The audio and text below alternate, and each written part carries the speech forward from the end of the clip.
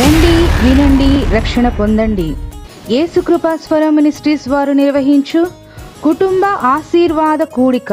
తేదీ ఫిబ్రవరి 10వ తారీఖు అనగా శనివారం. సమయం ఉదయం 10 గంటలకు. మన యేసుకృపా స్వరం ప్రార్థనా మందిరం అల్లాపురం నందు జరుగును. ముఖ్య ప్రసంగికులు బ్రదర్ పి రాజేష్ గారు, విమోచన ప్రార్థనా మందిరం, విజయవాడ. వీరు గుప్త నిధుల కొరకు చేతబడి తంత్ర ప్రయోగాలు అఘోరాలతో చేపిస్తూ ఉండగా దేవునిచే దర్శించబడి మారు మనసు పొంది సాక్షిగా బ్రతుకుచున్న సహోదరులు. ఇల్లంతా కూడా రక్తం మడుగు, భయంకరమైనటువంటి నెత్తురు వాసన.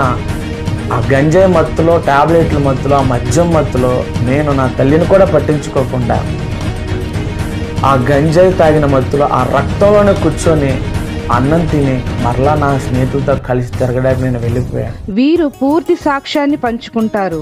మరియు పాస్టర్ ఎస్ సుందర్ రాజు గారు, ఇమ్మానుయేలు మినిస్ట్రీస్, వీరపనేనిగూడెం. సుమధురమైన గీతాలను వినిపించుటకు సువార్త గాయకులు బ్రదర్ మురళీ గారు హనుమాన్ జంక్షన్ నుండి విచ్చేయుచున్నారు. చక్కని సంగీతం అందించేవారు brother Jagadish and brother Benny గారు. ప్రార్థించండి, పాల్గొనండి. అందరికీ ఆహ్వానం. అందరికీ ప్రేమ విందు కలదు. మిమ్మల్ని అందరినీ ప్రేమతో ఆహ్వానించువారు పాస్టర్ జి రవికుమార్ గారు, యేసుకృపా స్వరం మినిస్ట్రీస్ వ్యవస్థాపకులు.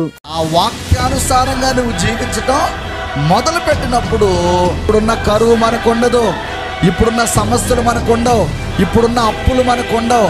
నీవు అప్పు ఇస్తావే కానీ అప్పు చేయవని వాగ్దానం చేసిన దేవుడు మనతో ఉన్నాడు గనక మనం ఇప్పుడు ఉన్నట్లుగా మనం ఉండము.